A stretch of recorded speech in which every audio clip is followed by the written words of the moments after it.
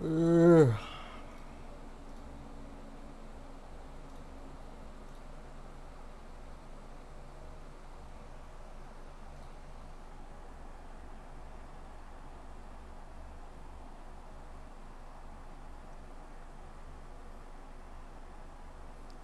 Greetings, my fellow folding chair. Hello.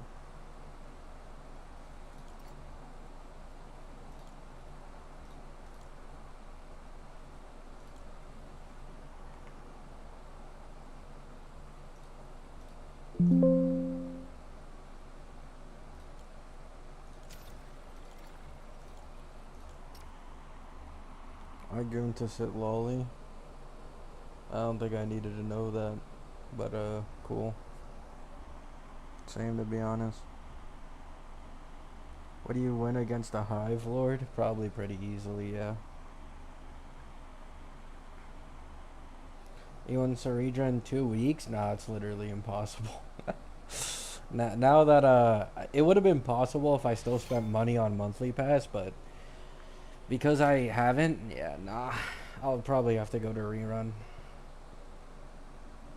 I can probably milk like another, I don't know, like 30, 40 pulls, but that's it.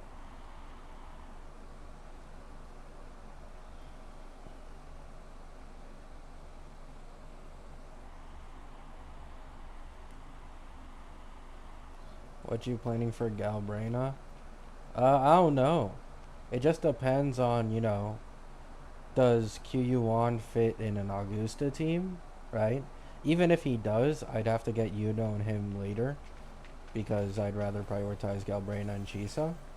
And then it's just who Galbraina, who her support is going to be. Like, what team is she going to be targeted towards? I'm not sure yet.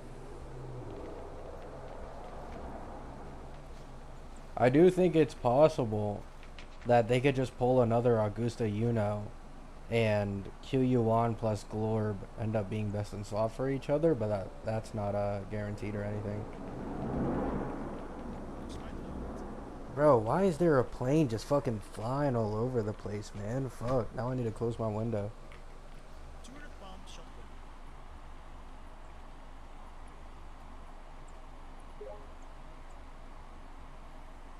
I don't think we're gonna get gameplay leaks for 2.7. I noticed a pattern with Kuro. Like, big DPS releases will happen every 2 patches, and those are the ones that get the gameplay leaks.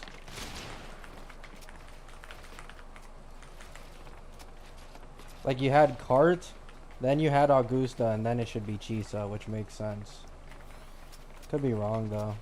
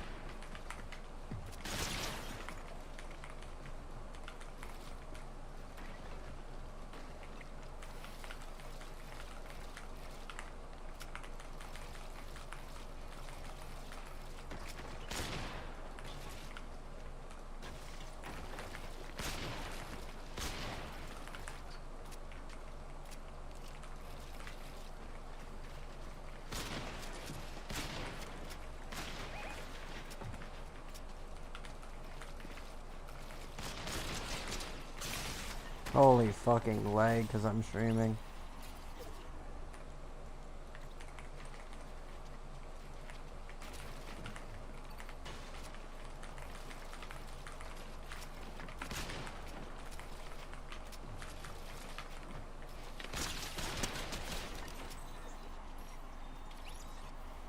I don't think I'm gonna pull Yuno, bro. I really don't. Like, in HSR, it at least makes more sense. Because it's like, I really care about Phanon, but I don't care about Augusta as much as I care about, like, Phanon or something.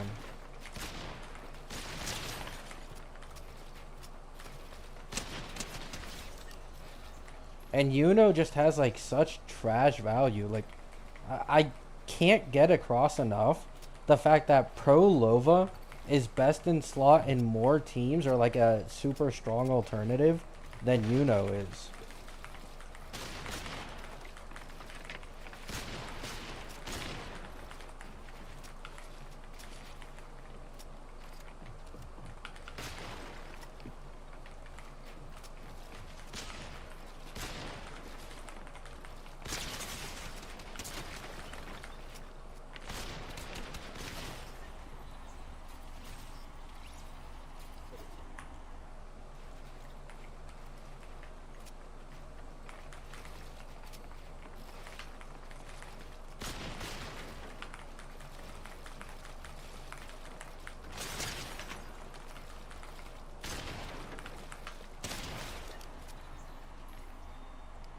Prolova's pretty universal. Yeah, like she's better as a sub DPS. She's better in main DPS. She's only like 15% worse in Augusta teams versus an S0R1 Uno. She's already like an upgrade to Gion too. You can also use Prolova in Jinshi teams. Like I can keep going on and on, you know what I'm saying?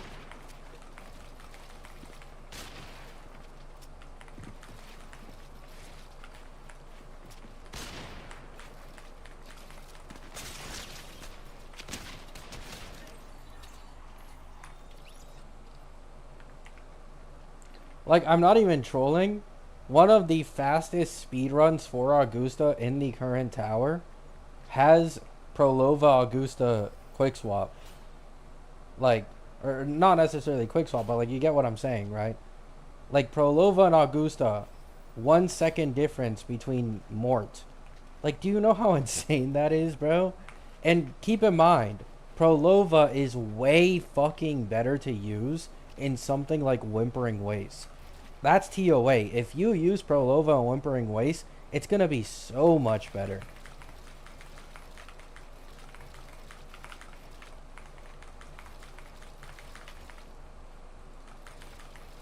And Whimpering Waste is harder than TOA right now.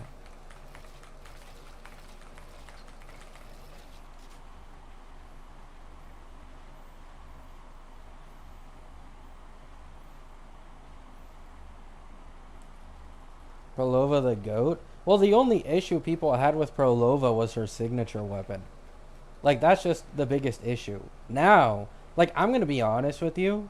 At least according to Chem's calcs, Prolova's signature weapon isn't anything, like, new. You know what I'm saying? Like, I saw probably the worst take I've seen in the gacha space in, like, half a year to a year since, like, Poke's, power creep doesn't exist or whatever, you know, thing. It was a gacha smack video I watched, and this guy said that he's mad Prolova's signature that's worth like $100 isn't even worse of a power jump over Gion's signature. Keep in mind, Prolova's signature is like 39% above standard, and Augusta's signature is 37% above standard. And this guy is complaining about Augusta's signature not being big enough of a jump to justify pulling on. Are you fucking crazy? Like, what the fuck? What do you want, man? Yeah, Augusta's signature. Sorry, not Prolova's. My mistake. The difference between getting Prolova's signature for herself and Augusta's signature for herself is 2%. Like, they aren't any different, man.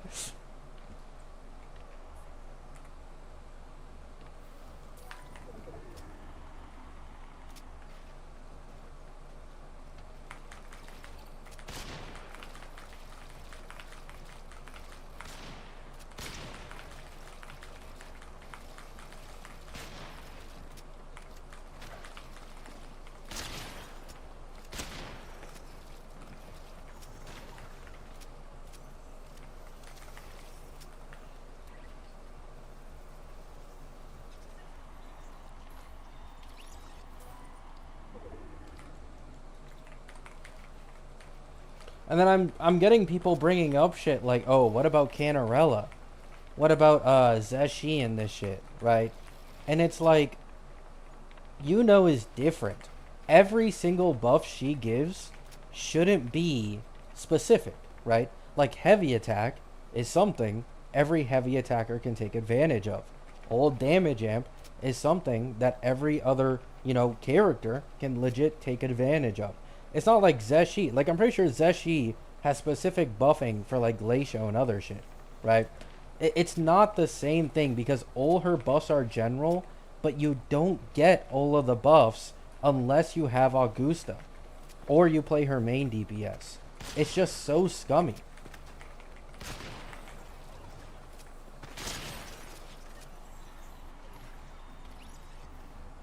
Yeah, and even then, like, you can use Canarella and Zeshi. Like, Zeshi can be used as a best in slot for both Jinshi and as well as Carlotta.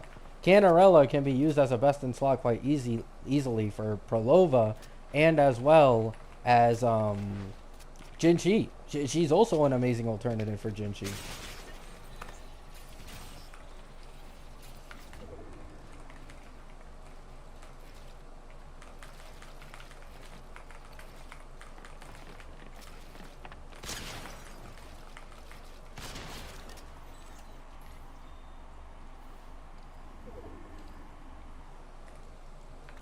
The Augusta signature calcs on Pride win, I already talked about it before. Like, I'm in the Fractured Shores Discord just lurking and shit while all the TCs talk, and none of them know how Pride win got 26%. Like, they cross-checked calcs with each other, and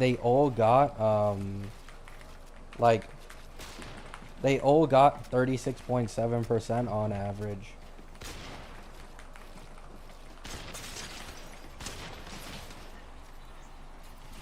So Prime Wind's calcs are most likely just wrong, or they're just using very different, I don't know, teams or some shit.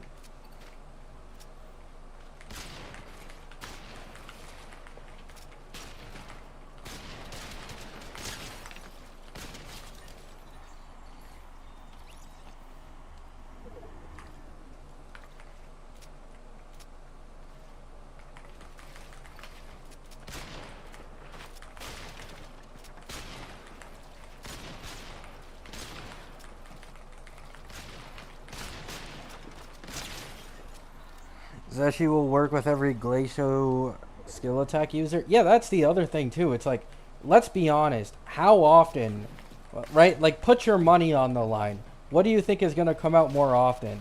A Glacial attacker or someone who refreshes a shield 10 times within 5 seconds to take advantage of Yuno's buff?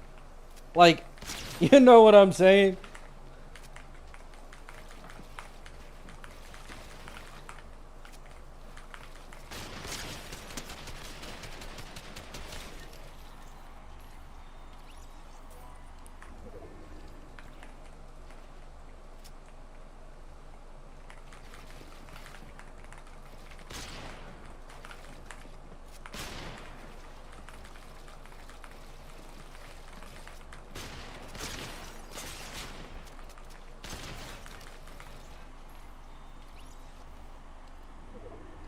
Heavy attack DPS, that's a shield refresher? Yeah, that's true.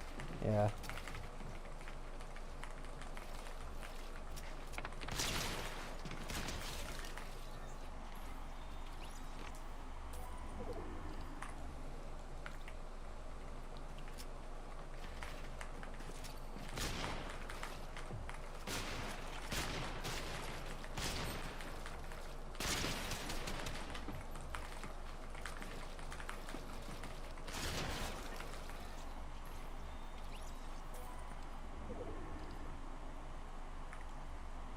Oh, really, Danny? Sorry.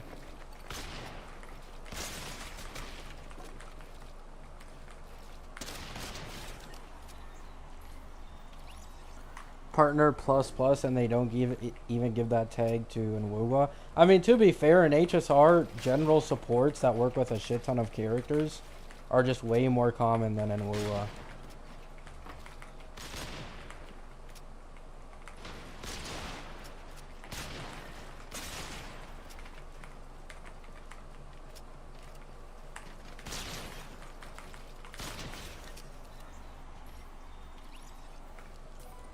Like in Wuwa, it's kind of like a thing to be accustomed to it.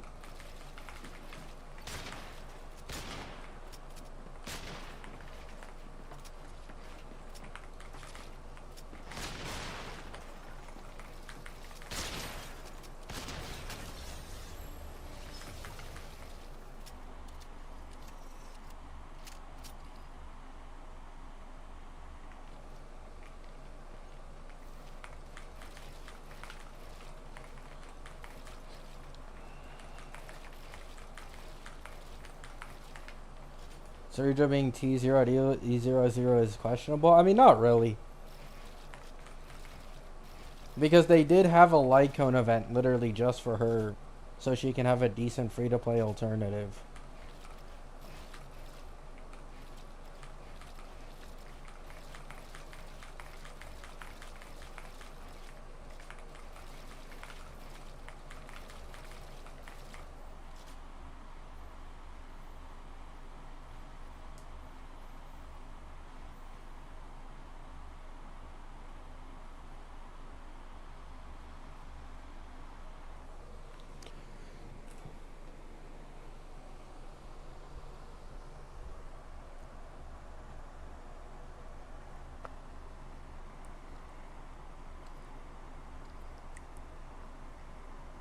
Cerebro with an Oxo Smooth, yeah.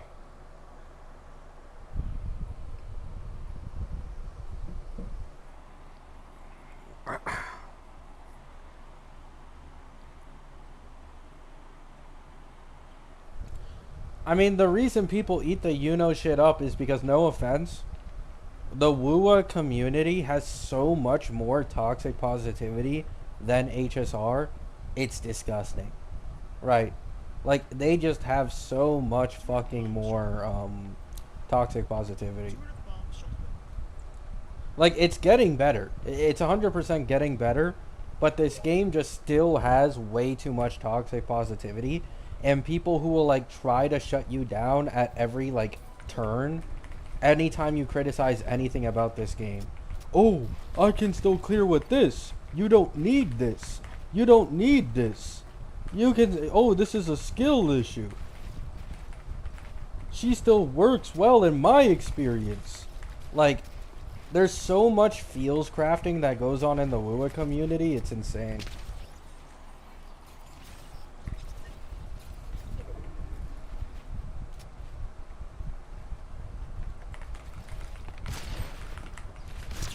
Oh yeah, don't forget waifu over meta.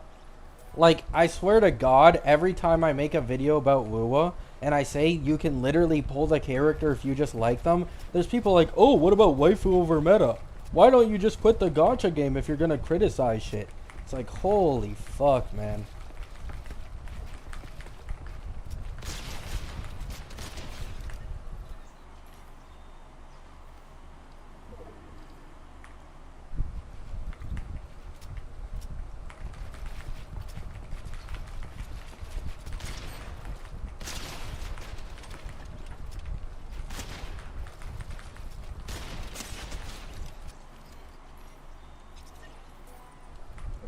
Waifu over meta feels like shit when she's bad. Yeah, that's the thing, too. It's like, yes, if you just enjoy having fun in a game, of course, just pull who you like. Why the fuck are you watching a meta-based channel that only covers pull value and meta characters, and then you're coming into my comments saying, oh, waifu over meta.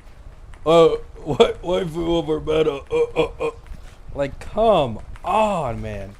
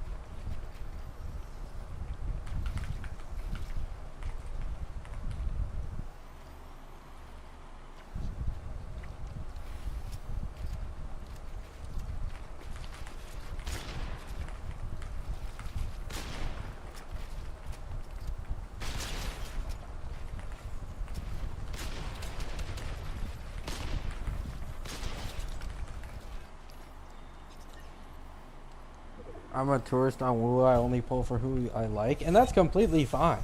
Like that's absolutely fine. It's just genuinely like miserable trying to make content on like meta, hearing other people's opinions and shit, and then whenever you rightfully like criticize something that really fucking sucks, people are like, "Oh, but you can still clear with this. Meta doesn't matter. I can still do this and that." It's like, holy fuck, man. Like you're not even getting paid.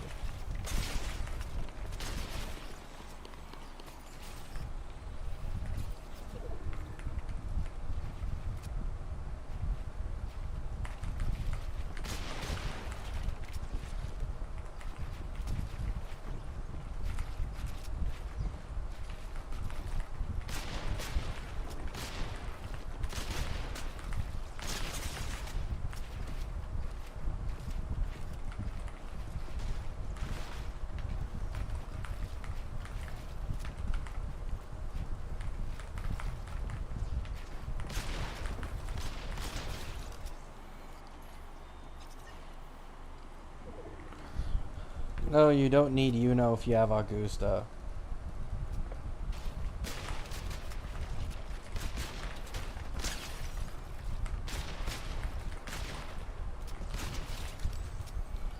But is a nice upgrade over Mortefi. Nothing crazy, but she is an upgrade.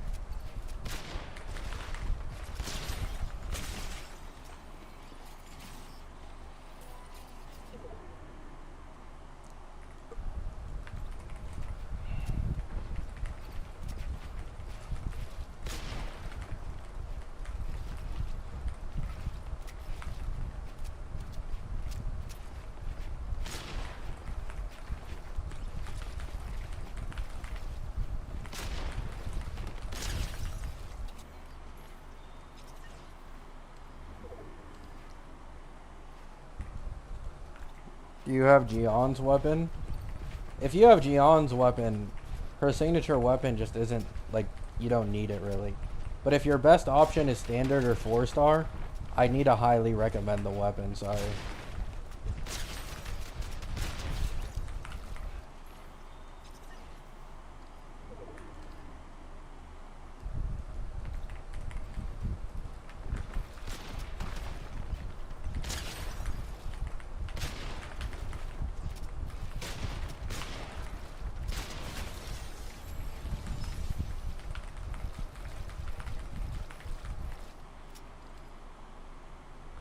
I only have 5-star standard Broadblade. I mean, she can still clear, if that's enough for you. But she can still clear shit. But yeah, there's gonna be about like a 40% DPS difference for your Augusta, which probably translates to like, I don't know, 30 to 35% team DPS with Mort.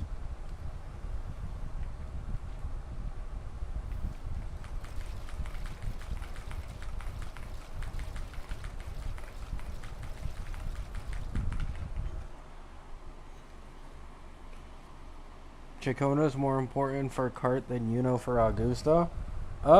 Yes. It's pretty close though. But yeah. Actually, no. I'll say it isn't close actually, because the jump Chacona has in a Cartethia team is compared to SK, while Uno's is compared to a 4-star being Mortefi. So yeah, Cartethia has it. Cartethia's worse for sure.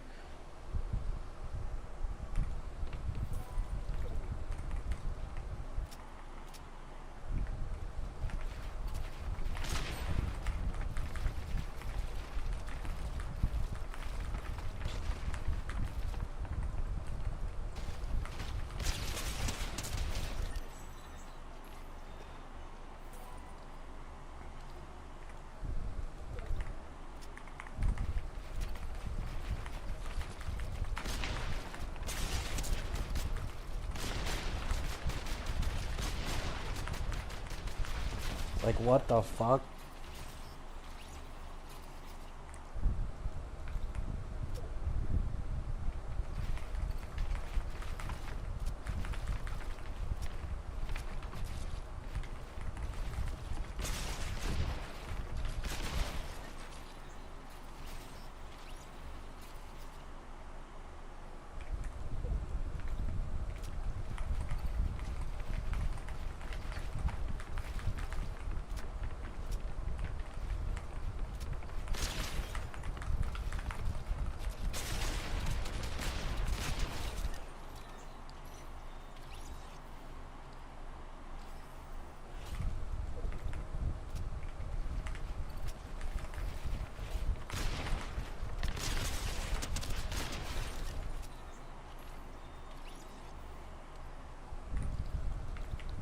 I'd always go for Chisa over Galbrina.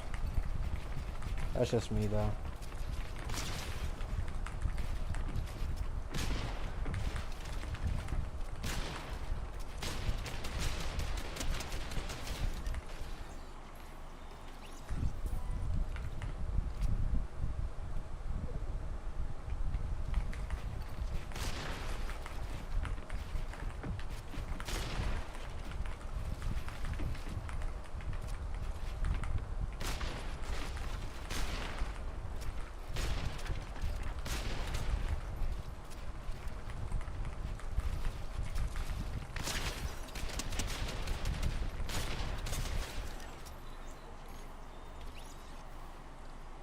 Who do you think Galbrina's best in slot team is? I don't know.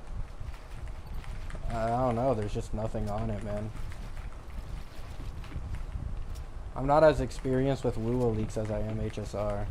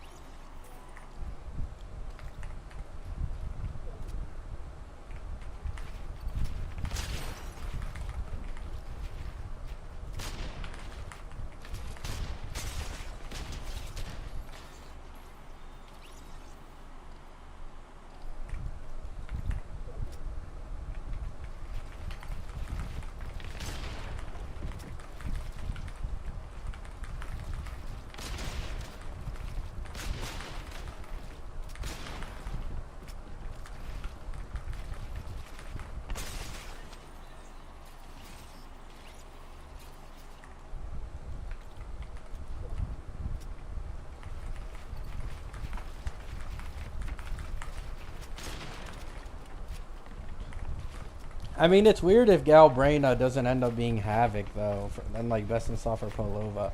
I could see her being best in slot for Prolova, but, like, I don't know if it's going to be, like, designated. Because she should be Fusion. So she can't take advantage of, like, the Havoc buffs.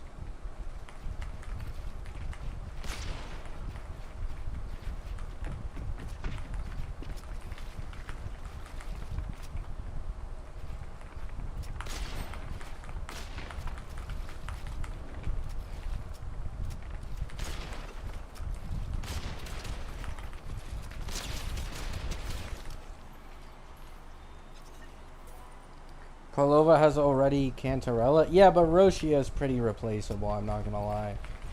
Like, someone could replace Roshia.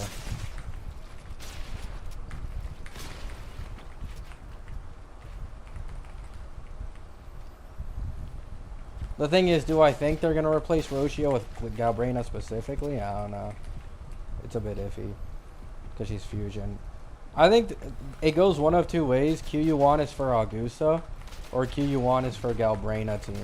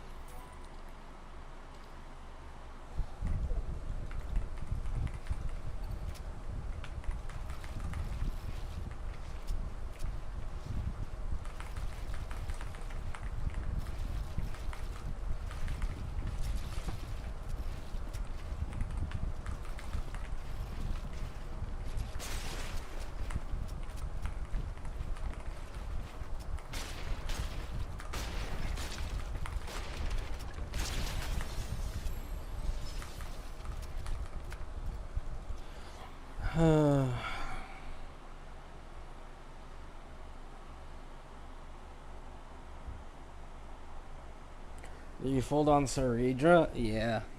To be honest, I did it more for shits and giggles, and I actually do kind of regret it because like E2 Don Hung looked more fun, but still can't complain. It just means I need to run Sustainless Feign on instead of Sustain now, with like the E1 Robin and shit.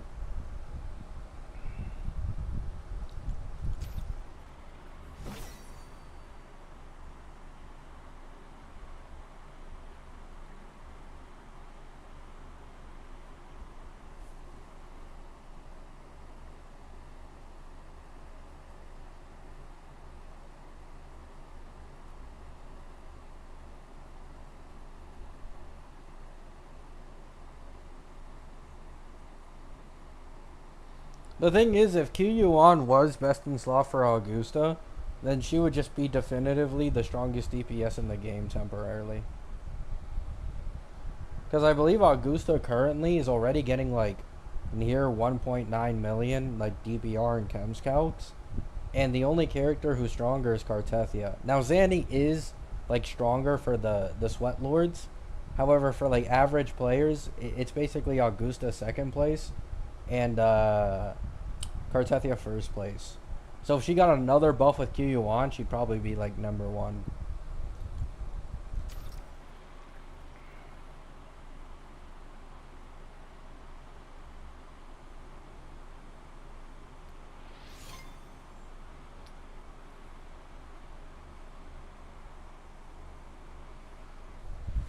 Yeah, Lua 2.7 leaks are still a bit away, guys.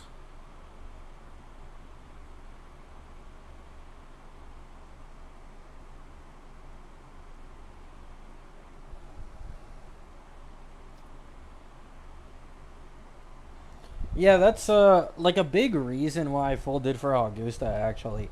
Like I actually was gonna stay strong. I know I usually meme and shit, but like I actually was gonna stay strong until I saw like this woman can still perform very well with Mortefi and Verena, right? And if you guys have been keeping up with my Wua content, one of the biggest issues I've like had to suffer as of recent is that all my teams really want my SK, right? So I really wanted to get a team that no longer used SK, but Augusto's best in slot like still used SK. It's like eh. But then I got Verena from the 50-50 loss, which was absolutely massive. And then I also got or I already have Mortefi with Static Mist. So I was like, oh, I can like make this free to play team still completely butcher all endgame content and just freely use SK with like my Zanny team or whatever. It felt really good.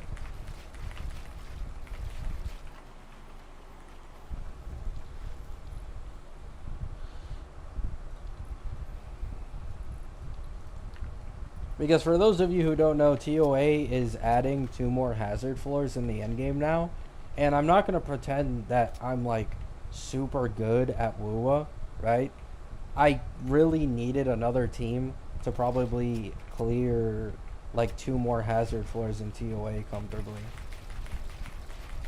So Augusta accomplishes that.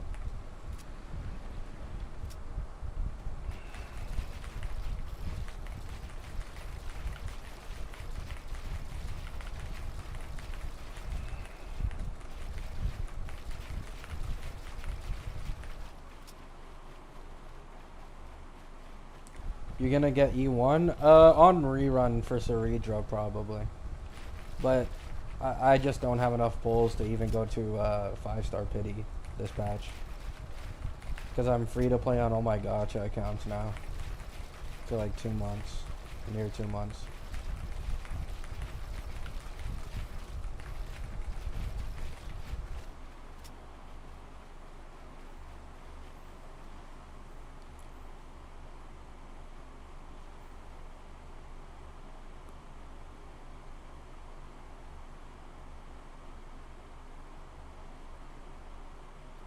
I'm free to play. I mean, literally the only account I've spent money on is my main HSR account. Anoxa and Cassie and my Wu account are all just completely free to play.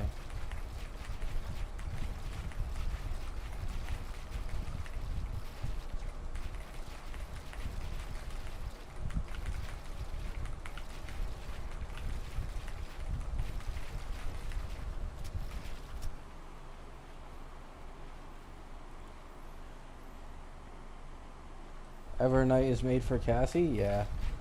Evernight is better in current V4 for Cassie than she was in V1. So, like, it's even stronger now. So, for my E2 Cassie account, I already have like 70 pulls saved or something. So, those are just getting straight dumped into Evernight instantly.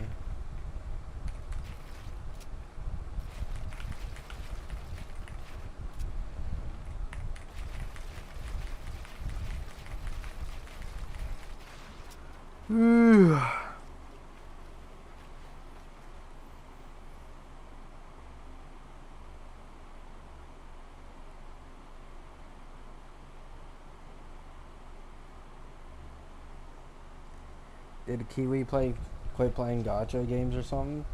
No, Kiwi just doesn't come to the streams at this time.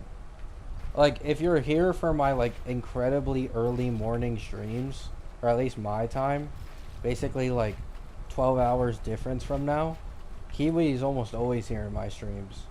Not every time, but like more than not. Like, he still watches. He's just more busy and shit.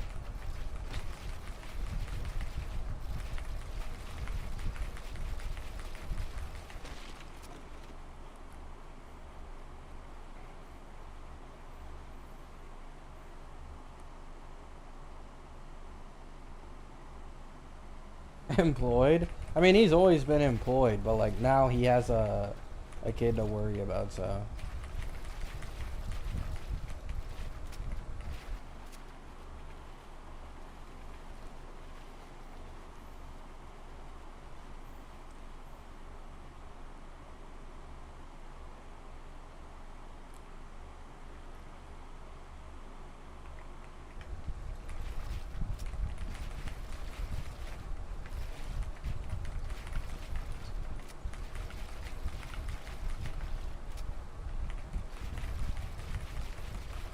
Yeah, I mean, I don't know. A problem with March is just her performance in lower target scenarios. Like, it's so fucking bad.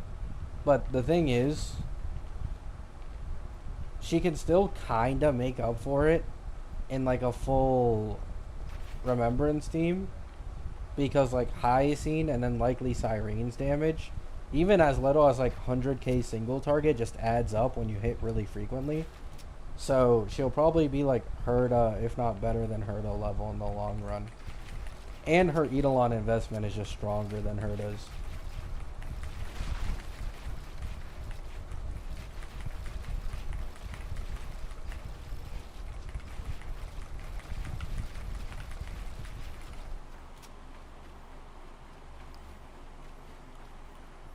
But I will say, being released like six patches after Herda, and only being like a bit better than her isn't too crazy, especially for like someone as popular as she is. But it's still like okay, you know what I'm saying?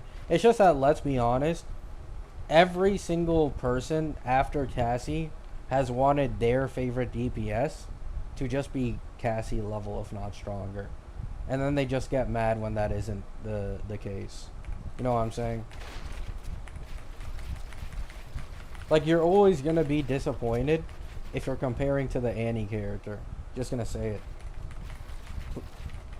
You'll never be happy if you always compare it to Annie characters.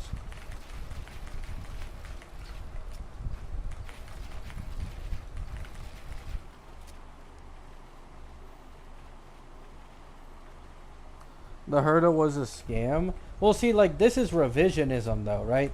And this is what I talk about this quite often, where it's like, you know, people talk about, oh, old Eidolons were trash, or like this was trash, but like at the time, bro, the Herda Glaze was so insane in 3.0 because she was noticeably stronger than every version 2 DPS, and she could perform with small Herda and hyper carry with RMC. So like there was no Anox or Tribi, and she was still like the top DPS in the game alongside Aglaya, and her premium team was Sunday. And everyone was like, oh my god, this is the most versatile DPS, high skill ceiling, super like must pull in shit. And then it's like, so quickly your perspective just changes when characters like Cassie come out, man. It's the fucking anniversary characters. that like just ruin it.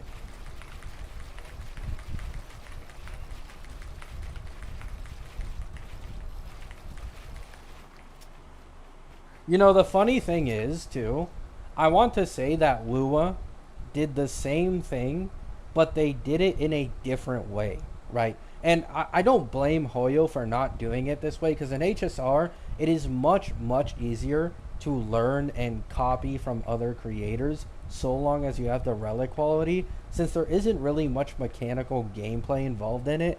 But Zanny is actually the strongest DPS in the game if you consider ceilings by a large margin. Like, it's not even small. Zanny, I believe, is like 20% stronger than any other team DPS in the game, including Cartethia, if you can play her at her peak. So she's also the anniversary character, also aging the best if you actually know how to play her well, which is pretty crazy.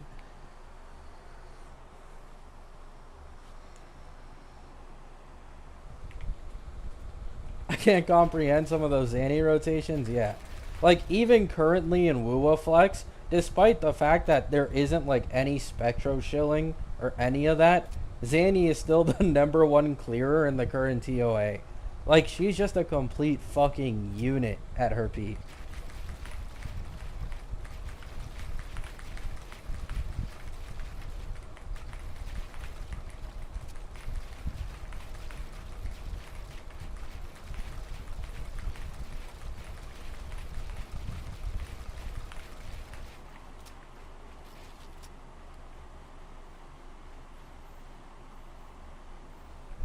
Speedrunners love her? Yeah. Though I love lurking in the Fractured Shores Discord because a lot of the TCers just talk there and shit. So you can just like hear stuff, learn stuff. There's also leakers in that Discord. And so like I've seen a few TCers in there and they're all enjoying Augusta a lot. Because like Augusta can be used in Quick Swap. She can be used in multiple DPS teams and perform really well, and she also has like a pretty fun hyper carry and like ult mechanic to work around. So a lot of them are enjoying Augusta like quite a bit, even if she isn't like the strongest or anything. Just fun factor.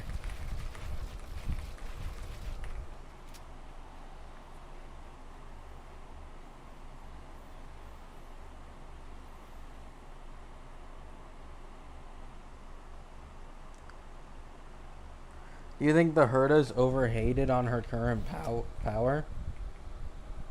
Um,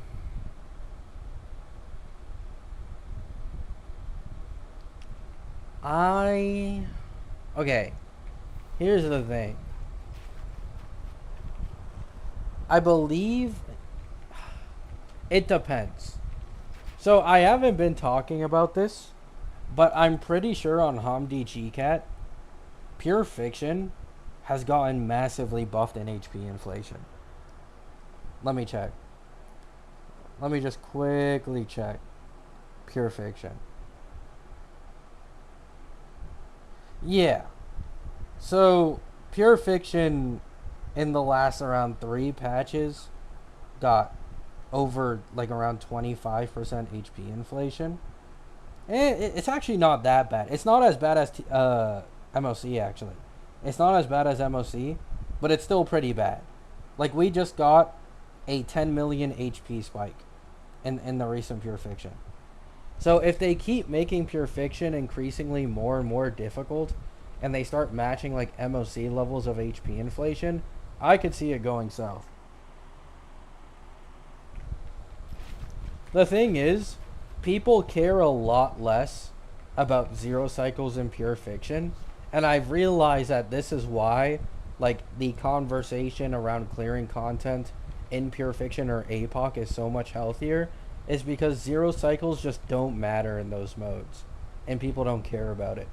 It's only in MOC where people will, like, be up in arms if a character can't suddenly zero cycle anymore at low cost. It's only MOC.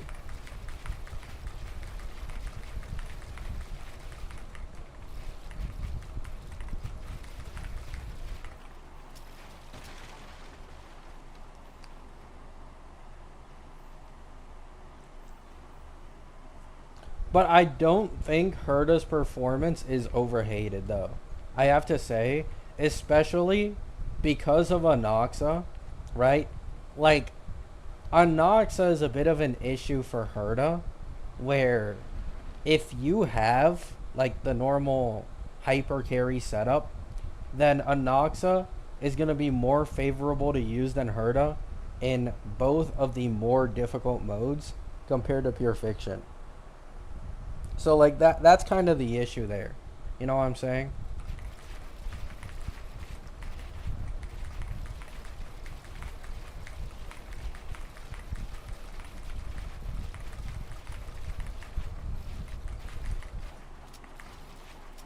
Like if you think about it, putting Anoxa in a Herta team is legit nerfing Anoxa. Like it feels weird. Even as a like I imagine even if you're a Herta main, like it just has to feel weird when you could just run someone with like RMC plus Ting Yun, incredibly free to play teams, or in hyper carry with Sunday, and know he clears better at lower cost than if you put him with your Herta. Like it's so weird, man. And I'm pretty sure this is why Hoyo is going out of their way to not make Evernight like too crazy of a main DPS that competes with Cass. It's because they don't want an Anoxa situation again. Like it's really really weird.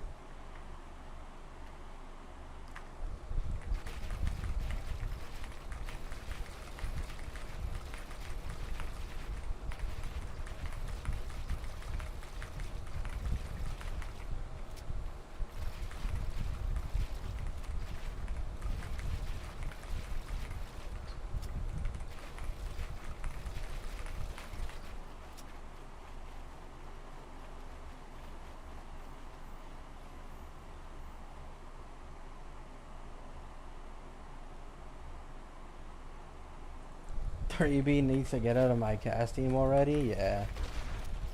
Cyrene's coming soon. I okay. I feel like this is a sign that I'm like long gone, right? But instead of like Cyrene herself and her base kit, I'm more excited to see what her E1 does. Like, I've just been thinking about it and I've realized I'm more hyped to see Cyrene's E1 than I am to see her actual fucking base kit. Because I want to see if it's better than Tribby's.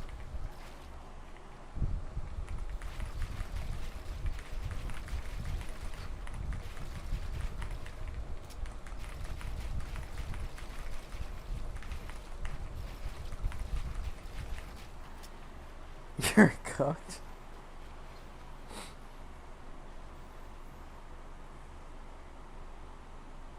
I'm holding off on Evernight for that reason. Yeah, that's understandable.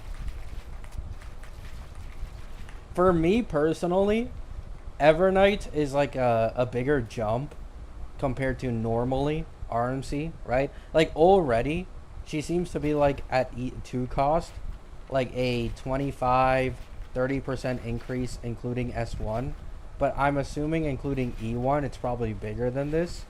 But because I have E2 Cassie, the RMC buff runs out so much faster, making Evernight have even more value.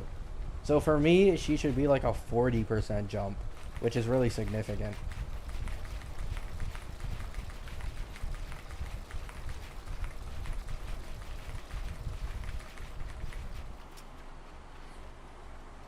Are you building pity on E1 Saridra? I'll probably try to, but I don't have like I can't get enough pulls in the patch to even hit soft pity probably. So it's probably not gonna mean anything.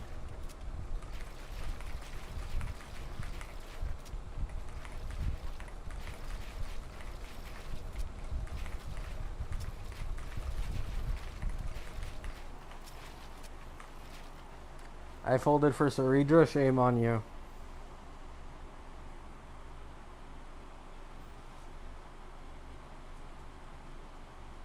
You really got Saridra by accident? No, that's a troll.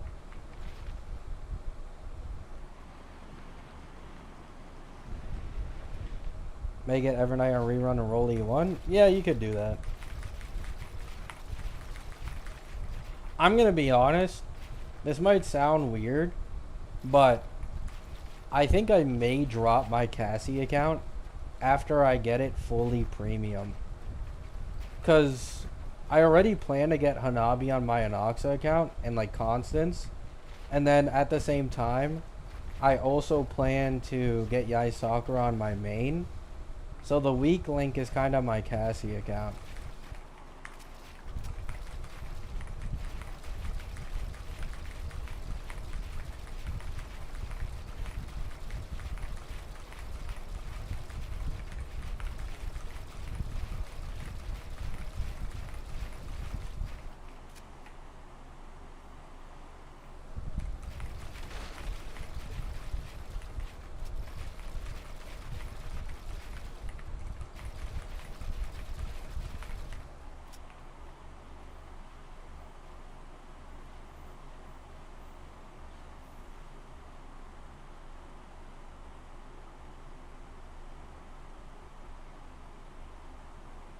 I don't think Constance is going to be bait.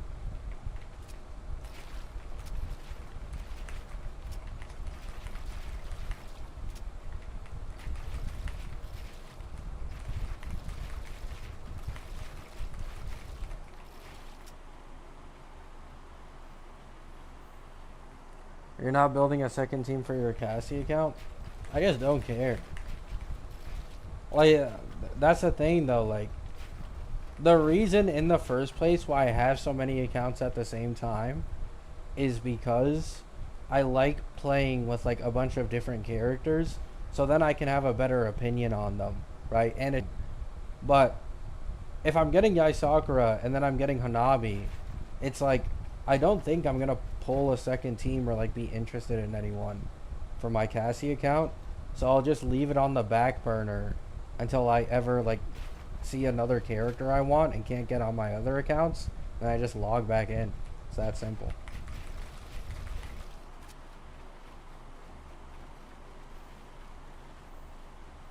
How come you didn't make a video about Pure Fiction HP inflation? Because it isn't anywhere near as large as MOC HP inflation. Like, it's not significant enough, and Pure Fiction is already like dead fucking easy. I've already talked about HSR HP inflation like over and over again too.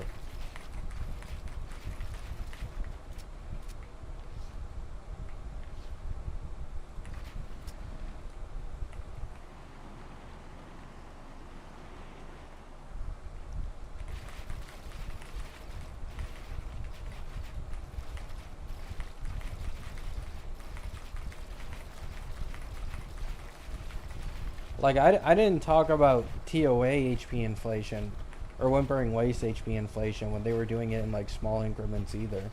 I only talked about Whimpering Waste HP inflation because in like the last 2 cycles, they increased it by over 100%. Like, I've never seen that before.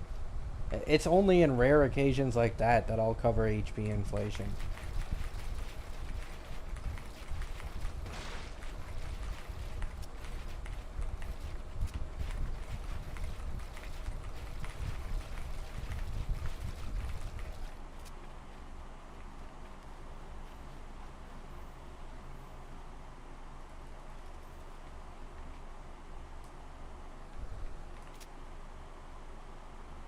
People have a different perception on MLC and Pure Fiction? Yeah. Like, I'm actually curious. Let me see. 1, 2, 3, 4, 5, 6, 7, 8. So it took 8 patches for Pure Fiction to get double HP inflation, right? Like, compared to 8 patches ago, Pure Fiction now has double HP inflation, but 8 patches ago is an entire year, right? So it took an entire year for Pure Fiction to get double HP inflation. I'm pretty sure MOC it's less than this, I think. Let me see. So MOC is currently at 20 million. Wait, MLC. It's actually. Let me see. So 1, 2, 3, 4, 5, 6, 7, 8, 9. Oh, never mind. MOC and Pure Fiction actually have like the same HP inflation.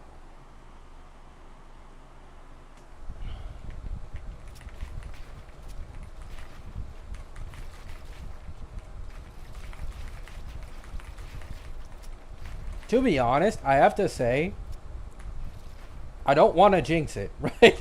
I don't want to jinx it, but compared to mid Penacony, as of current, Hoyo is handling HP inflation way better. Like, if you guys don't remember, mid Penacony it was basically the worst HP inflation this game's ever seen. But since then, they've at least toned it down a little bit. Thank God.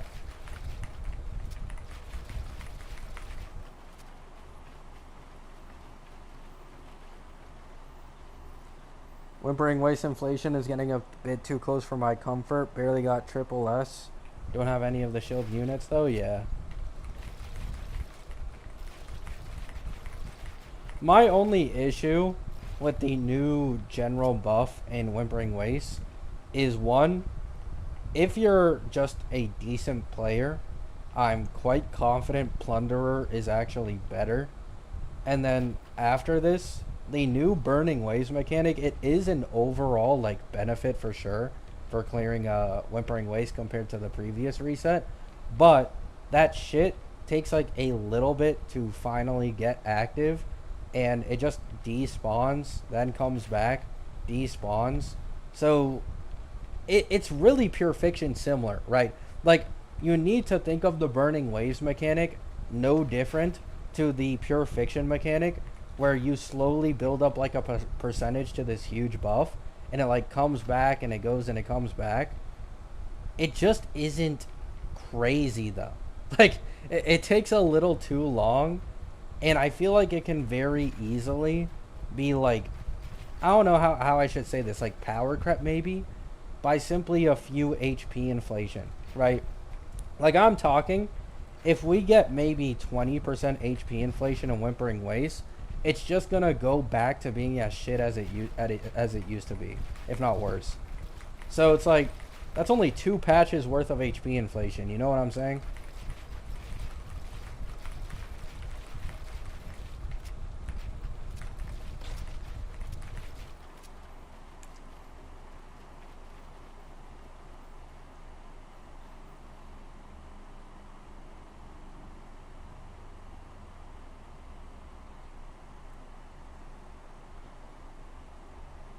Oh, nice, Sodig.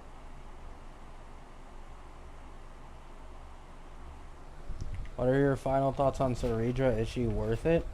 No. I just don't think she's worth it. Like, this is something I like to pride myself on, right?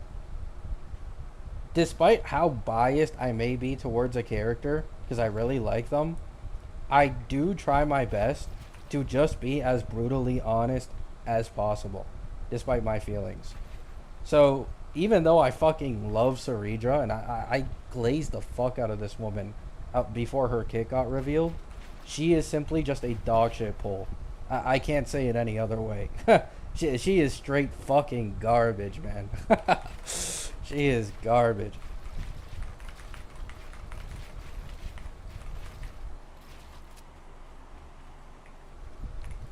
It's only for Phanon or Anoxa, but like even then, given natural support power creep, one, E2 Phanon is better, then his S1 is better, and then by the time you get his E2 on rerun and like everything, there's a good chance that there's a support that's closing the gap between Saridra, and instead of like a 20 to 25% jump, she's now like 10 to 15.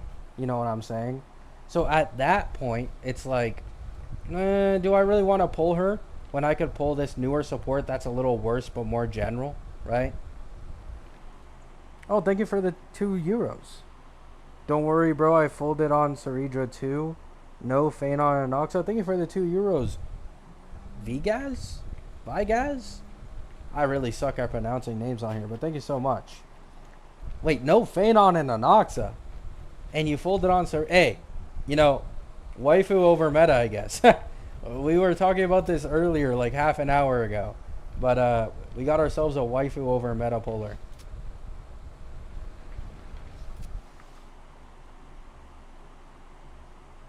Oh, pounds.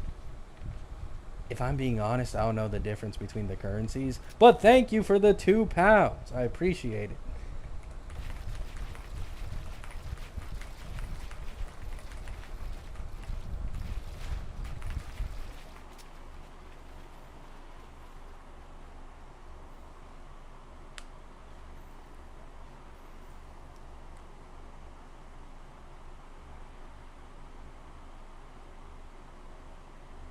Bro is person's brother. Oh, because of the profile picture. How many polls did it take you to obtain Saridra? I think like 77, 78 around there. I think so. I do have to say though, I do think soon my my luck on my main account is gonna get fucked over, cause I got two early 50-50 wins for my Phaenons Eidolons, and now I won on Saridra too. So it's kind of like destined for the universe to balance itself out. Next 50-50 is probably gonna be a loss, so I'm expecting it.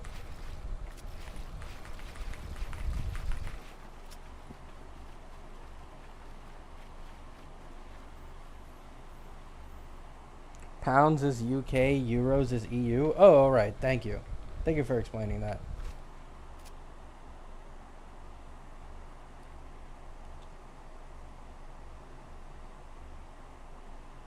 If she was best in slot for my dear Leia 2, I'd have pulled her as well. The thing is, at higher investment levels my day, man, if Saridra wasn't an attack buffer, she would be best in slot for my day alongside Sunday. And it pisses me off so much. Like, why? Why couldn't you just make her a normal skill buffer instead of mainly buffing attack? Oh my god.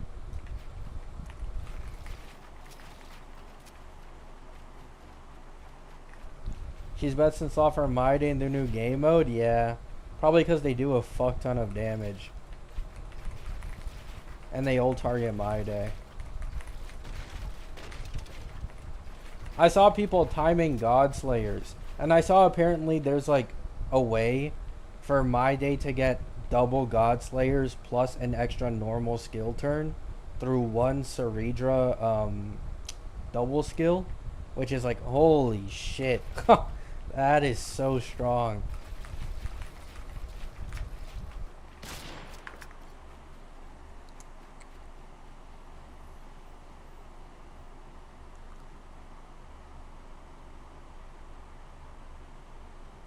Oh really? Thank you, Orokumata. I appreciate that.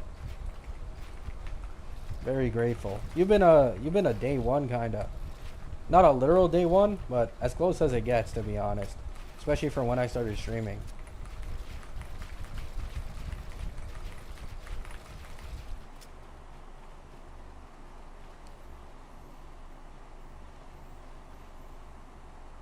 Yeah, it's hard to time it unless you're at higher Eidolon levels for my day.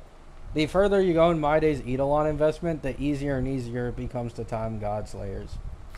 It's propaganda. Since the E6 still stuff, oh yeah, that's actually a while back. I think that was like 1 or 2K subs, no? That whole E6 still video I made showing E2 Firefly beating E6 still. I remember that shit. Man, that guy was on some coke.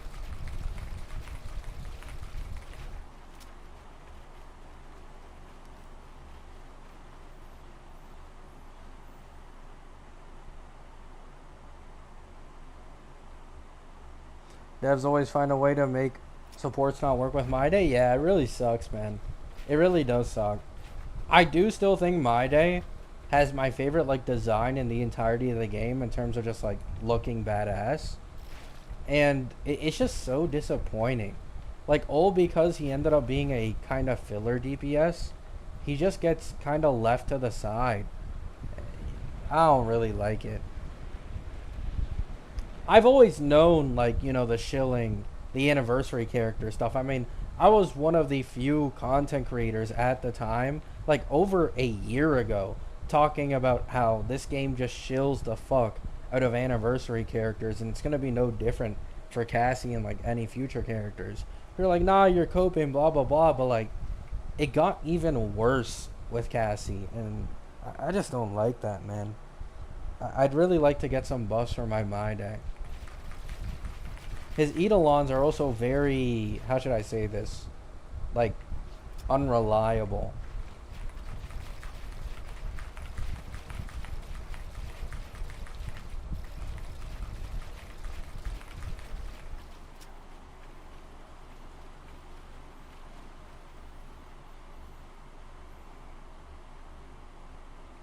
Acheron didn't get what Cassie got. Well, the thing is, Acheron didn't need what Cassie got, right? Like, this is something people need to understand, and I don't disagree. But when Cassie dropped, she actually wasn't all that much stronger over the rest of the cast. Like, she actually wasn't stronger than Eggy yet until she got Hyacine. Meanwhile, when Acheron dropped, she was such an insane power creep that even without any shield supports, she was just massively stronger than the rest of the cast. So they kind of had two different situations. They did make Cassie power creep everybody else too, but she needs like all this shill. She needs all these perfect teammates, perfect synergy for her to actually like attain that level. Meanwhile, Acheron just did it naturally.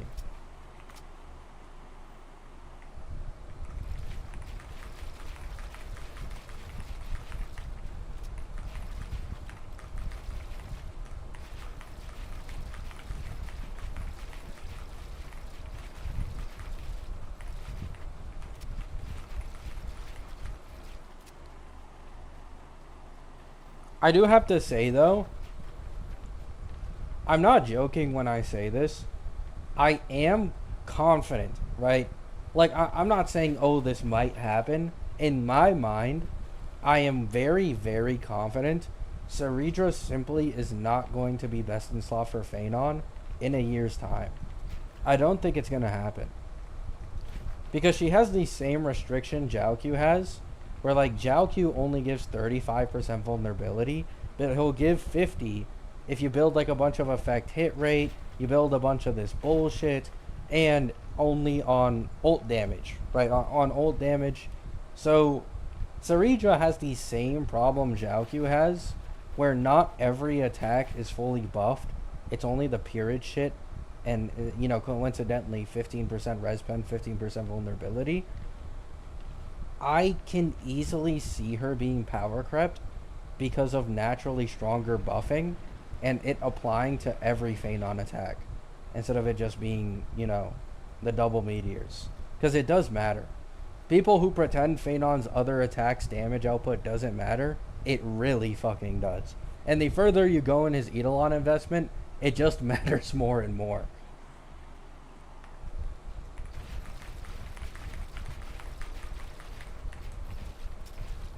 There's also the other thing of like Eidolon creep, right?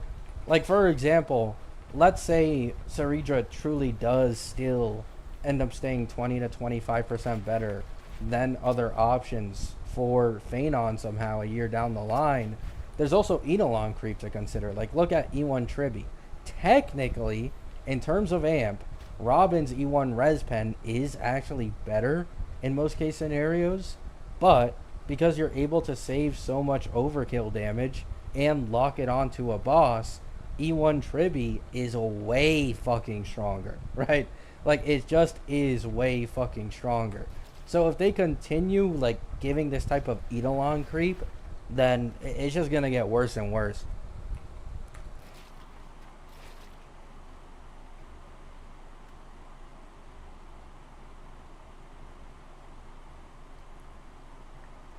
Oh yeah, Maple. There's that too, right? Like, of course, this isn't confirmed, and I don't try to talk about it too much because Cyrene Beta is soon. But if the leaks of Cyrene, one, being able to target with Memo Sprite skills, target allies, and two, apparently having some type of ER gen, then Phanon could use Cyrene, and Cyrene would be on the same level of a core flame generator as Ceridra. And this isn't even including the fact she could possibly have action advance, right? Not even including that. Just being able to target allies and a little bit of ER gen would go straight to Phanon stacking. So it's kinda weird. Cyrene has a lot of potential. And the small Chrysos air buff. I forgot. She also has another extra buff, whatever the fuck it is, for the Chrysos airs. So that's another thing for Phanon.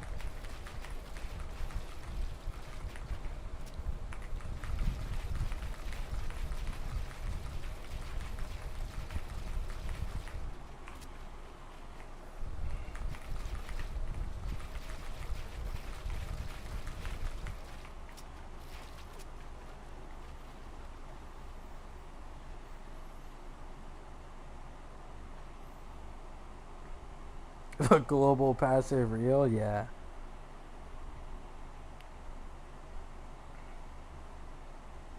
Saridra kicked out of her team after 2 patches would be worse than Jiaoqiu. I mean, to be fair, most people would just run Sustainless Phanon with Sunday Saridra and Cyrene, or you replace Sunday with Branya, whatever. Like, anyone who runs Sustainless, like, they're just going to use both of them together. You know what I'm saying? It's mainly in sustain teams, which is legit what more than 90% of the player base runs, that her place is a bit in jeopardy, right? For sure. Like if if Saridra ends up being only 10 to 15% worse than, or sorry, if she ends up being only 10 to 15% better than Cyrene, but Cyrene has the way better general value, I think most of the player base is going to pull Cyrene instead. Outside of the fact that, most people like Cyrene more, Elysia XP, blah, blah, blah, blah, blah. General value is very high value in HSR, right? It is very, very high value. I've talked about it before. In WUWA, it's much, much more common to get niche supports. In HSR, it's much, much more common to get universal ones. So, pulling niche supports really feels like fucking shit in HSR. Especially if you're not even getting like an insane niche power up.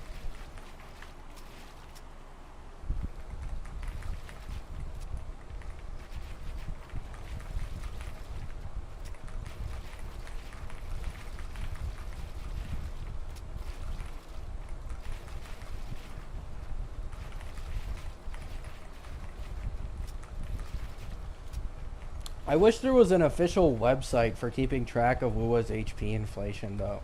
Like, I don't know why, but I just don't like the fact that like the WUA community, like they don't have a site or anything for keeping track of HP inflation. Hakushin is so fucking unreliable because they almost never update the HP numbers for mobs. They just show what mobs are in. They don't show how many there are. They don't show the actual total HP. The like it's so annoying, man. It's so easy to just go to HomDG, go to MOC, and instantly see the HP inflation of all the patches.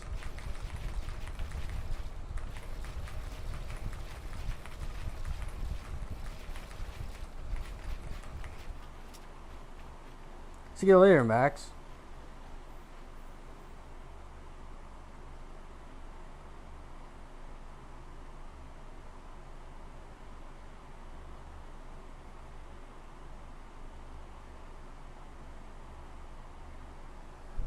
Endgame and WUA isn't difficult enough for them to care.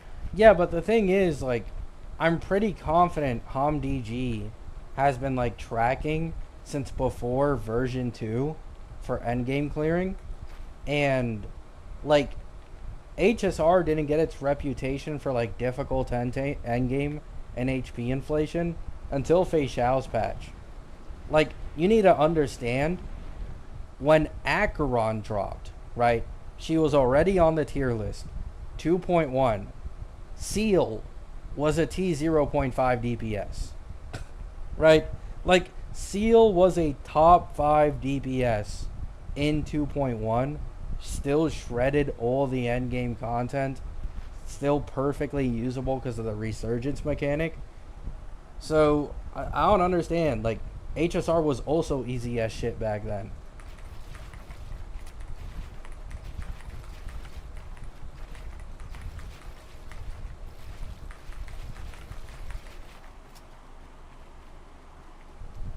Didn't know you were a Fortnite sweat. I don't play that often, but yeah, I enjoy it.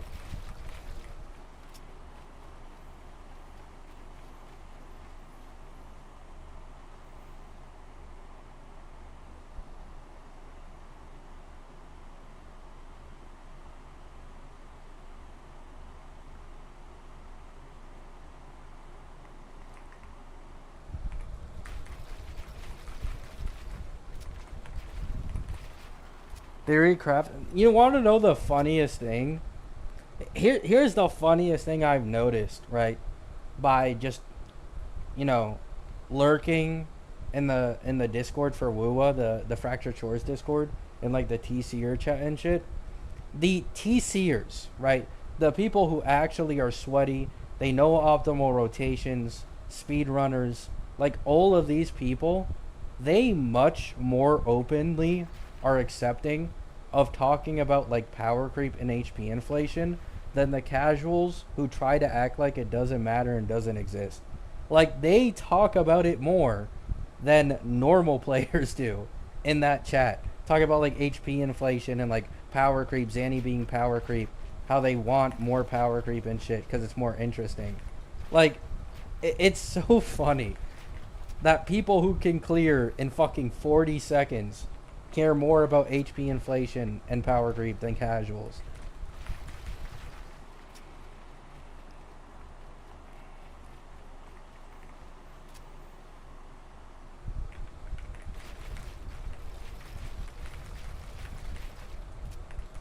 They're speedrunners? Well, yeah, but like they don't try to sugarcoat it. Is the thing, is what I'm saying. Like it's just really cool to see. Like you'll see sometimes in HSR, like elitists in HSR sometimes, quite often, you'll see like this also was an entire drama of like if you invest optimally, power creep doesn't matter, HP inflation doesn't matter, power creep isn't that big of a deal, just vertically invest. It's just kind of different in like this Woo Accord with like the speedrunners and shit. They think very differently.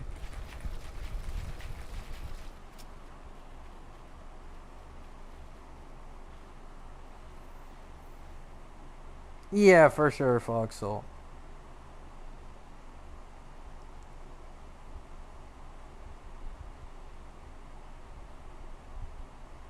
The people who say they're casuals 95% of the time they're fake.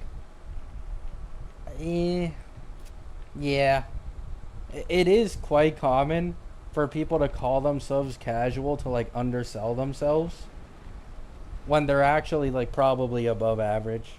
People really need to understand casual in gacha games is like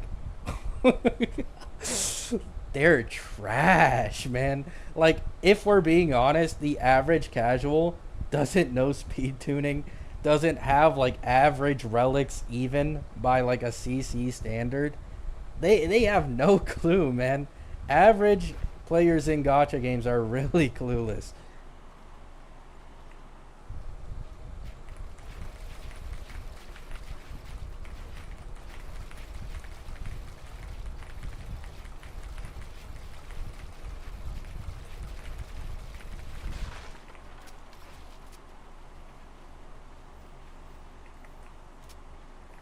Yeah, I'd actually say yeah, most casuals don't even care about endgame in these gacha games too.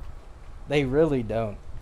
I remember there being some statistic for HSR, like a fraction of the game's player base actually consistently clears all endgame modes. And I'm pretty sure less than 50%, even like, or sorry, more than 50% don't even attempt endgame at all. Like, they don't even try. They're like, fuck it, man. I'm just playing this shit for fun, right?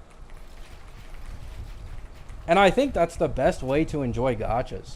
I truly think that is the best way to enjoy them. I simply have fun and, talking about meta and shit, but it isn't the most optimal for sure.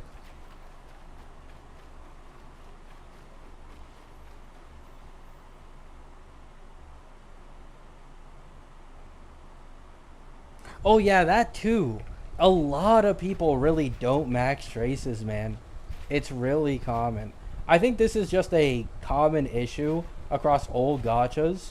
Like you'll see a CC cover someone's like account usually, and half the time they won't have max traces on characters that really like them.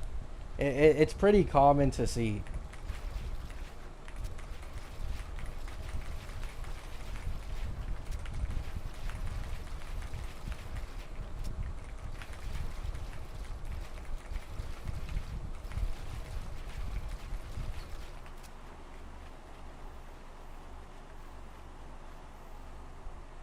I don't max traces.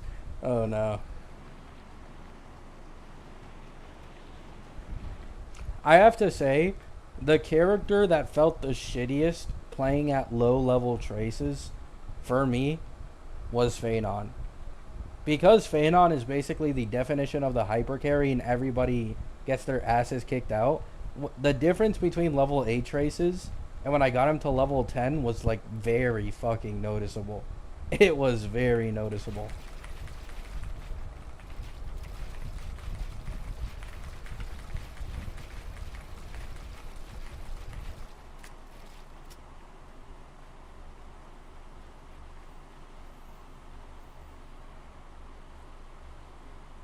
I think it's a habit from Genshin. Yeah, I could see that for sure. You know,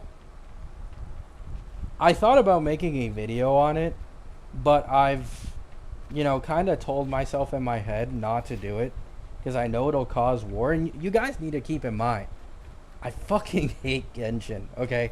I absolutely despise it. After playing Wuwa, to me, Genshin just feels so bad to play, right?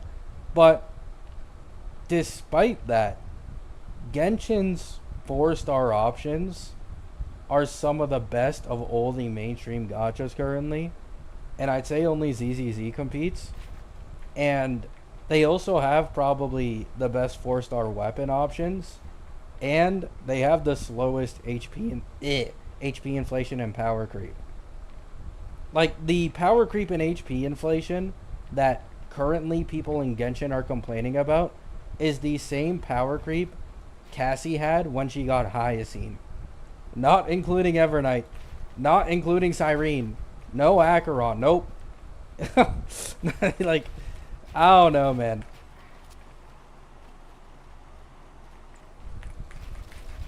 I think Genshin players actually have it pretty easy if you genuinely enjoy playing the game. It has the most easy way to tackle like endgame content and other shit. Stygian Onslaught is a different story. I don't know much about Stygian Onslaught because I stopped playing the game before it released, and I don't know. I don't know how much that affects it. But as far as I know, just the general clearing end games that most people can do, not that difficult.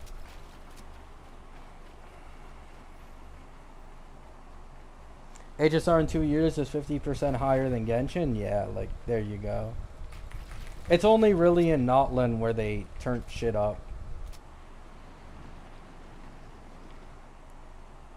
Like, even with the recent drama I saw, with, like, the Genshin constellations and shit in the level 100, I'm gonna be honest, I think the much more scummier part isn't even the level 100. It's the fact that they nitpicked which meta units to not put for the free constellation because they knew people would actually get good use out of that. I think that is worse than locking the level 100 shit. I truly think that's worse.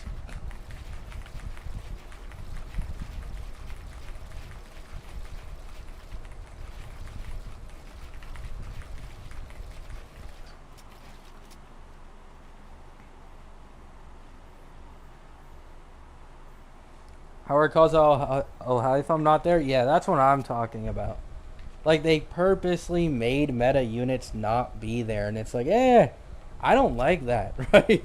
I just really don't like that. Like, sure, 4 constellations is cool, and for most characters, the level 100 makes like no fucking difference, and it's really expensive to get. But it just really sucks that they cheaped out on the C1s.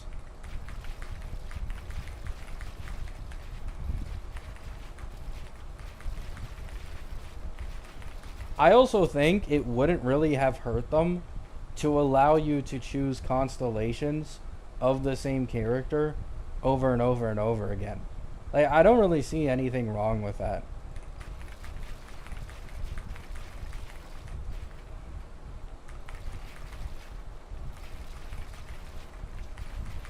Like, at least if you're gonna implement that bullshit nitpicking, getting rid of meta characters, at least, get rid of that. Just let people stack up the constellations.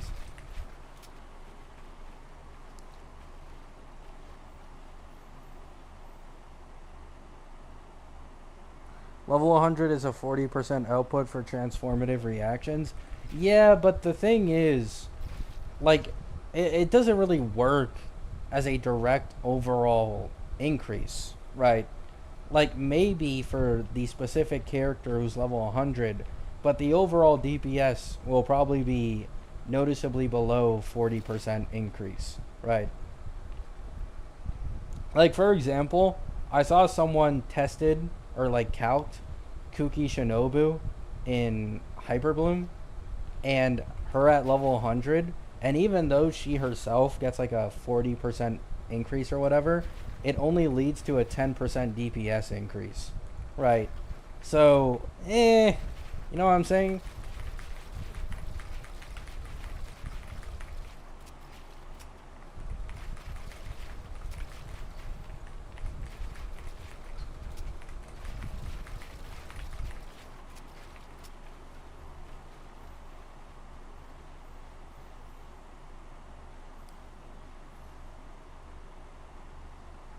Waveman calcs are like 12%. Yeah, it's not as big as people are making it out to be. You know what I'm saying? Like, this is the same thing I talk about when it comes to like Cassie teams. If you guys want to kind of understand it better, before, when Cassie's best team was Hyper Carry, her E2 did make like a massive fucking overall team DPS increase. However, now that it's an entire team of sub DPSs, getting E2 Cassie from E0 is probably like a 40 to 50% team DPS increase, when before it was like 80 to 90%. Like, it really does matter when you have other characters doing damage or just other shit doing damage.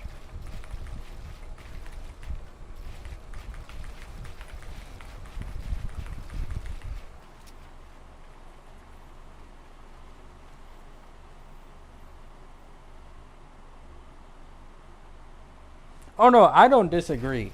I think it would have been way, way better if they simply allowed people to just achieve level 100 through a normal way, right? An attainable way by everyone that doesn't require you to either spend a absolute fuck ton of money or save pulls for literally forever, because you need to lose. Or is it considered losing? You need to get the same character 3 times after you already got them C6. So you need C9 just to get one character level 100. Like, why couldn't you just make it something everyone can get? It's really weird to me.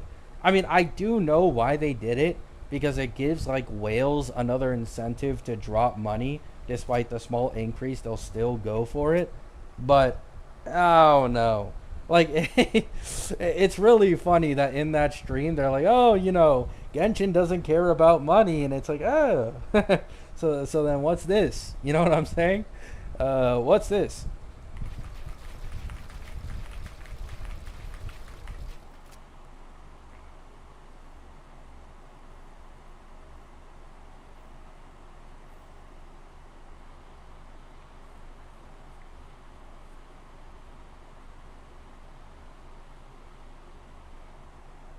They gonna give you one of those golden whatever in HSR to get the light cones. You think they're gonna give you good characters?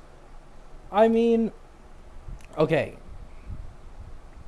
I don't think this is glaze.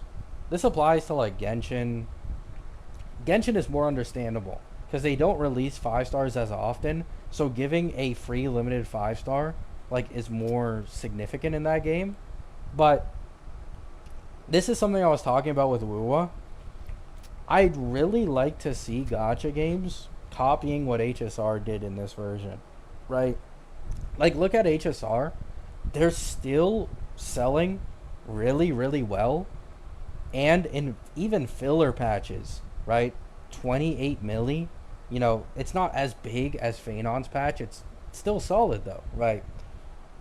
It shows that despite giving free limited 5 stars that are incredibly fucking meta, people will still drop money and still spend money no matter what.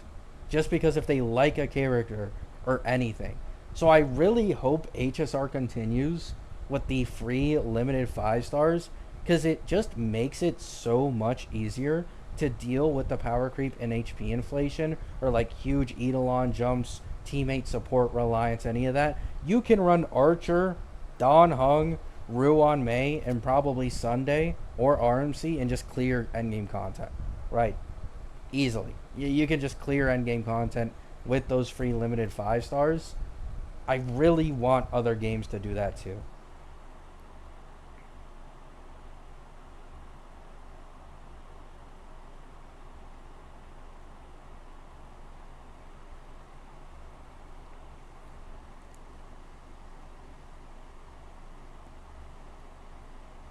In the Uno vid, you were wondering whether it was worth it for Phoebe. Hate to break it to you, but the buff she gets when hitting stuff with Frazzle is the same buff as Uno slash more outro. So she's oh yeah, thank you. Oh my god, I literally saw this in the Theorycraft cord, like a little bit ago, right? I saw it in the Theorycraft cord, and that's why I was really iffy with her value for Phoebe. I was like, oh, what is it? I remember them talking about how Yuno just isn't a good option for Phoebe. It was that she's already oversaturated as fuck. Yeah, thank you. You just reminded me.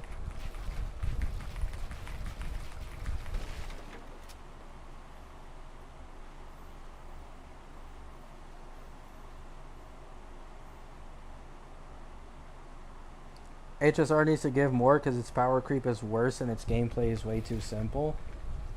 I'd say the power creep is worse, but as of recent, the HP inflation is actually pretty tame compared to the power creep, in my opinion. Now, I will say, watch out for version 4, okay? Late version 3 or version 4, I really have a strong feeling we are probably going to get the biggest spike of HP inflation in the entirety of like this year, right?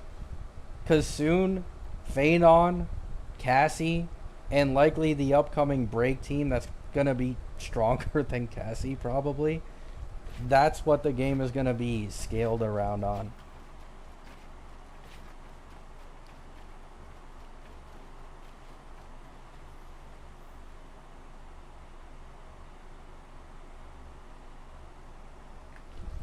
Yeah.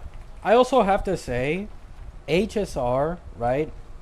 It is slightly easier to combat HP inflation in HSR for the sole reason HSR's vertical investment is way like it's really strong, right? Like for example, E1 Eggy plus E1 Sunday, Eggy is now twice as strong compared to before, if not more than twice as strong, just by putting two costs into the team. So in HSR, it is a bit weird because there's a lot of nuance to the conversation, right?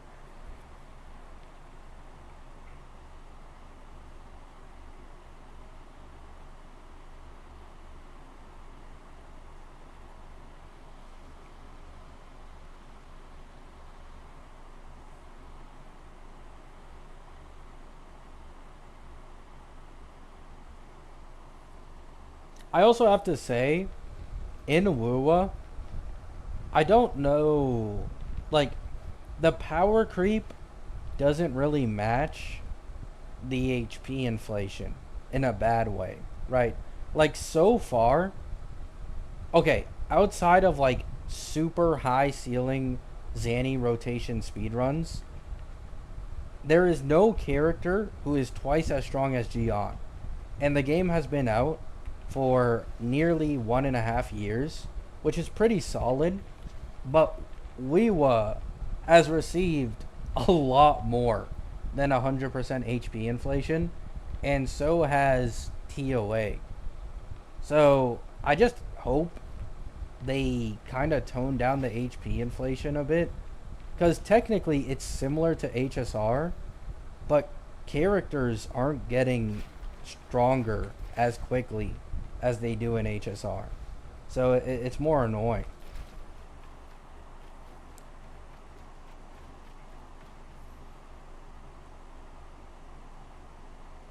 Are the power creep in PGRs relevant? Yeah, I heard the same. I've heard PGR has already gone down the route of like super reliant on weapons, mono teams, like new unit is just way fucking stronger. Like, I'm not even trolling. Whenever I'm in the TC chat lurking, anytime power creep is brought up, almost every time people bring up PGR. Like, they use PGR as comparison, which makes me think PGR power creep is pretty fucking bad. They're like, oh, this game's becoming PGR now. I don't know what that means, but it scares me.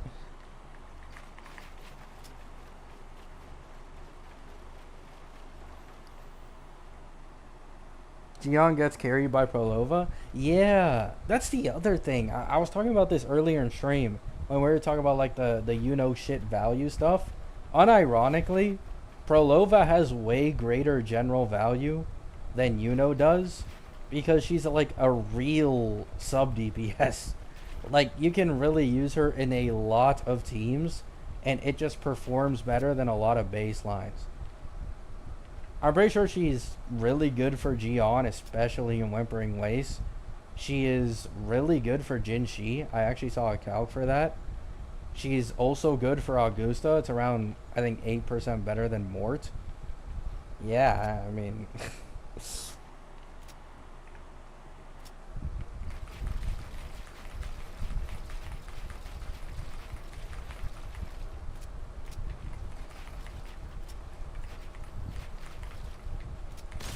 she also has her own team, where she's really strong in, too.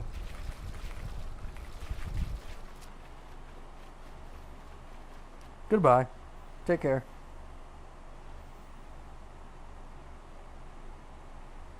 Yeah. I don't know. I don't know if Kuro will stop. I don't think they will, right? I still have bias towards Kuro. I can't get rid of my bias towards Kuro and like the whole devs listen shit unironically. I always give them the benefit of the doubt in my head. So I kind of sugarcoat my full opinions. But as I said in a video before, if I see one more general buffer, but half of their kit and their buffs can't be activated because of some bullshit gimmick, I'm just gonna lose hope, bro. I'm really just gonna lose hope. Like, the negative status effects, and like, Zeshi, she targets specific element, right? Or you have like Canarella, she buffs Havoc and shit. So it's understandable. But a character who gives pure general buffing, having half of that buffing not work with other characters, really rubs me the wrong way. I really don't like that. Like, she even works like a general support, right? She gives ER gen. She has good concerta. She has healing, right? Pure, like, this is the closest character kit-wise to SK in the entirety of the game that's a limited outside of, like, what's it called, Verena. And they just butcher her kit. It's like, why? Why can't all heavy attackers just enjoy this? Why?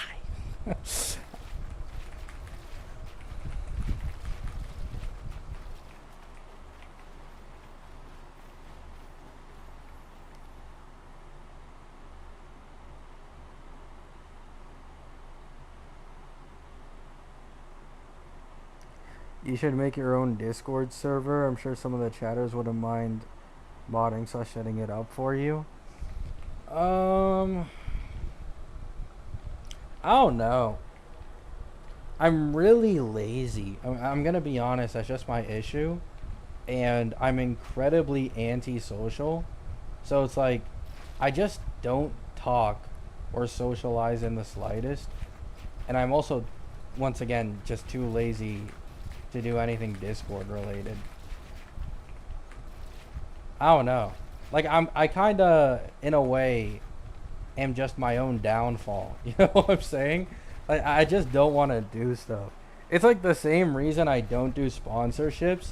It's not that I don't want money, because clearly I run ads on my videos, but like I'd have to actually look at my email daily, and then it's like, yeah, you know, and then I just think to myself like, I already make enough money. I don't need any more. Like I'm actively losing out on hundreds or thousands of dollars a month because of my pure fucking laziness. Uh,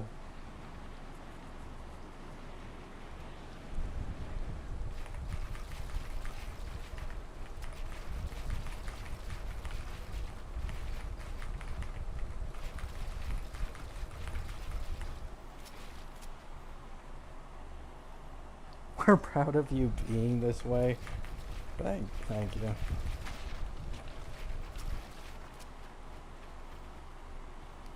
Isn't half of kit locked behind Augusta? Yeah. 40% old damage amp is locked behind refreshing shield 10 times. Oh my god, man. Just thinking about it makes me angry. I'm not exaggerating. This shit makes me mauled. Like, refresh 10 times. It's not even if you have a shield. I need to refresh it 10 fucking times to get the amp. Oh my god.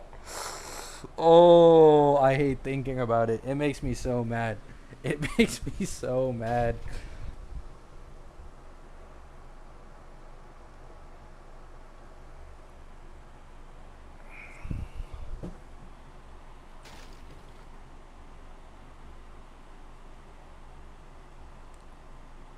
Oh yeah, that's the other thing. Like is so like good design wise, right? Like I talked about this. I don't remember if I made a video on it, but I talked about this on streams and shit when like we got the full drip marketing for all the upcoming characters, including Chisa. I had Chisa and Glorb as the two characters I have as highest priority pulls. But in terms of like the designs I found like the hottest, it was and Chisa. Like is so fucking hot, but they just butchered her fucking kit. It's just a Ceredra situation.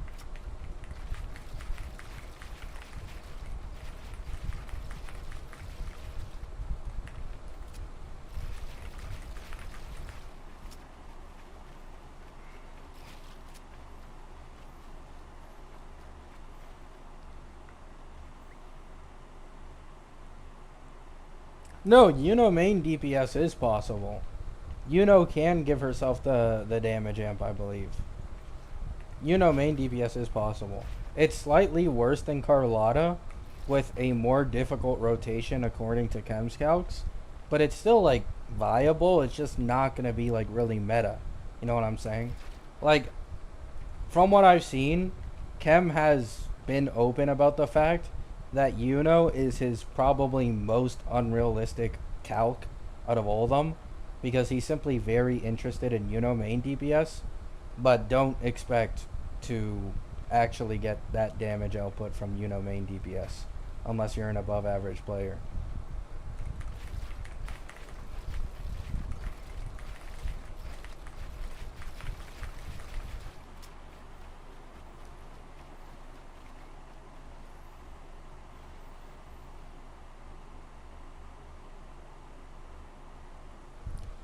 Yeah, like Yuno's only best in slot teams guaranteed that really matter are Gion and Augusta.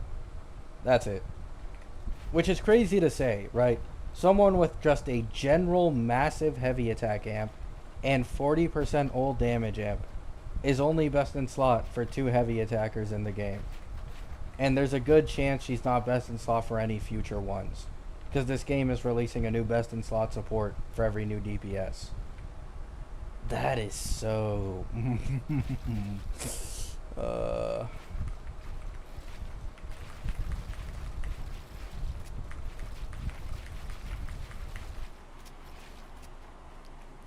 Sounds like Saridra? Yeah. That's legit why I compare her to Saridra. They are just insanely similar. If I'm being honest, Yuno has a worse kit than Saridra, as her, you needing shields refresh 10 times for the full damage amp is no different to the departed res pen buff that Saridra had in her earlier versions that got removed, right? And like now it's usable by everyone. I even went out of my way in like beta when I called it out.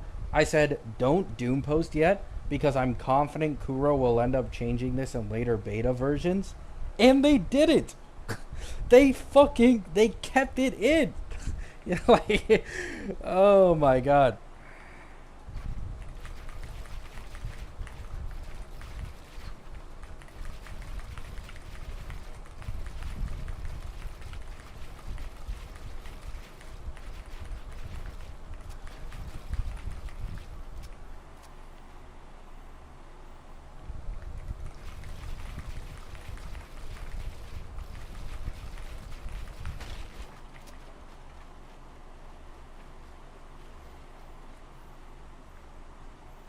But yeah. Now, I will say, Yuno has more value in Wuwa than Saridra has in HSR. And it's literally only for one reason. It's because Wuwa does allow even supports to do a little bit of sub DPS damage, right? So you can still use her in a multitude of teams as just a filler piece to do a little bit of damage to clear endgame content. That is just an advantage Wuwa has over HSR, but still, her value is just still bad, man. It's still really bad. Like, you can just make the argument that because you can use so many other characters as a filler piece too, that doesn't really add to her value, really.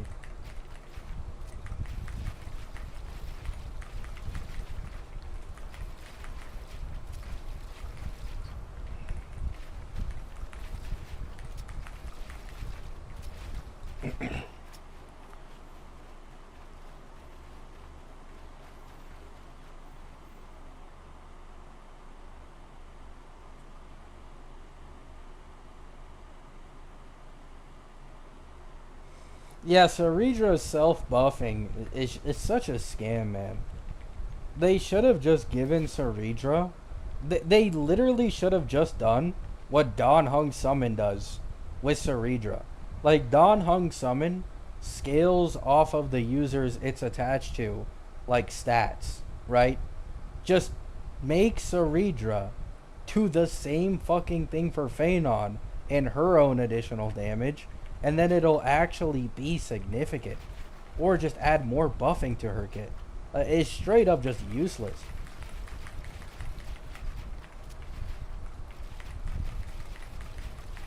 Like, I watched a video of an E2 Phanon with Ceridra, and like Phanon was doing like 2, 3 million damage meteors, right? And then you saw Ceridra's additional damage for like 14k. Like, are we serious? You have to do 10 hits to do 140k damage. Like, oh my goodness.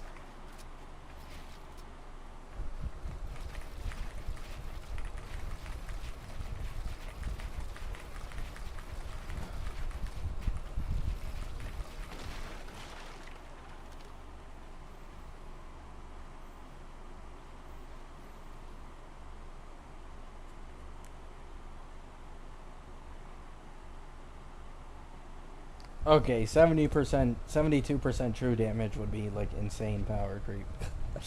That would be insane levels of power creep. I will say though, in my opinion, they okay, I already talked about this actually in March's V1 beta with her E1, but I don't understand why they'll give March an E1 that's not only a stronger overall amp, but also gets stronger in like worst case enemy scenarios. But they didn't do the same for Phanon, knowing his meteor, because of its bounce, just does way fucking less damage in full AoE scenarios. I don't know. I don't like how they're stingy with the Eidolons when it comes to Phanon's teammates. I really don't like it. Like, imagine if Phanon got a 50% damage overall increase in complete AoE scenarios. Like, do you understand how insanely fucking busted that would be if that was like Saridra Z1?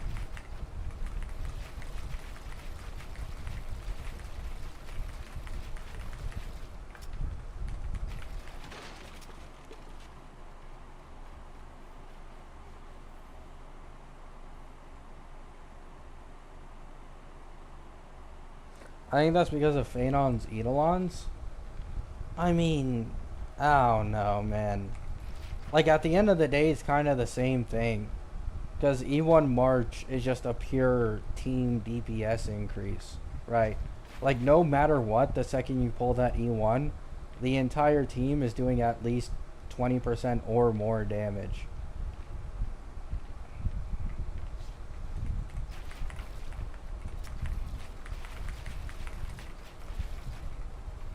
You also have E1 Hyacine, which is an insane upgrade for Cass in that team, too. You have S1 Hyacine, also another big upgrade. I imagine E1 Cyrene is going to be a massive upgrade too, considering E1 Trivi.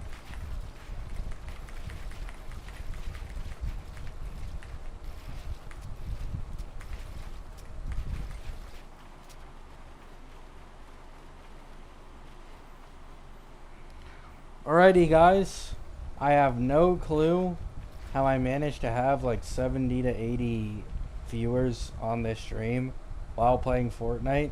I think it's the highest I've ever had playing Fortnite. Appreciate you all stopping by, but I'm gonna go eat now and just get some rest. Love you all. Hope you have a great day. Hope you have a great night. And